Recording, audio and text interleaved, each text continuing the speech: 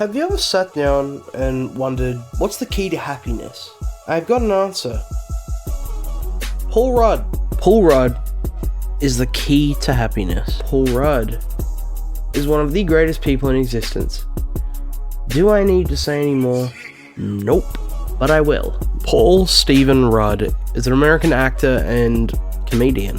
Paul made his acting debut in 1991 when he starred in a Super Nintendo commercial. In 1992, 1993, and 1994, he was in various TV shows. But in 1995, things would change. In 1995, he had his two first big roles. Clueless with Alicia Silverstone, and Halloween 6, The Curse of Michael Myers. An underrated movie, if I do say so myself. However, Paul didn't want to just be a one and done, so he was in a lot of obscure movies, such as The O in Ohio, or They Came Together, or Diggers, Ideal Home, The Shape of Things, Prince Avalanche, 2 Days, and then had a lot of smaller roles in huge movies. Romeo and Juliet, The 40-Year-Old Virgin, Knocked Up.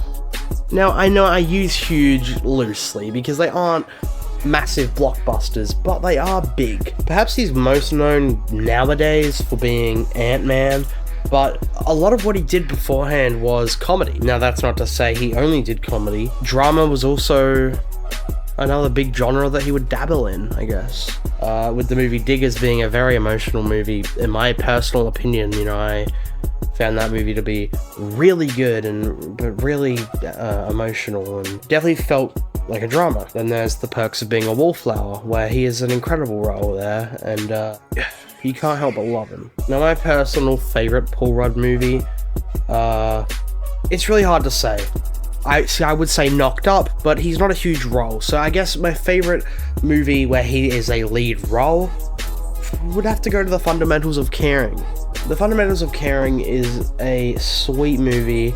It's very wholesome, it's funny, it's touching, it's great, it really is, and I think Paul was able to almost remove himself from being typecasted.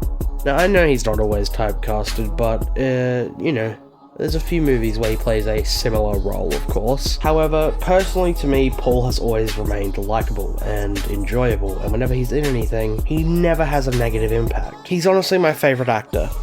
I don't know what it is. Maybe it's his personality in interviews and, off camera, but also he just picks good roles, and every role I've seen him in, I've never disliked him. I've never hated Paul Rudd, and that's saying something, because there is roles where I will hate even, the best of actors. So, it's, I love Paul Rudd. What can I say? Honestly, that is all. I didn't have a script. I just really like Paul Rudd.